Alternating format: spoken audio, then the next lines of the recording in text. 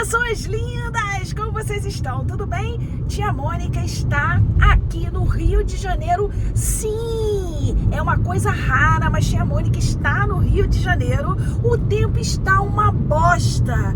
E amanhã é dia de furdunço e arraiá no Boqueirão.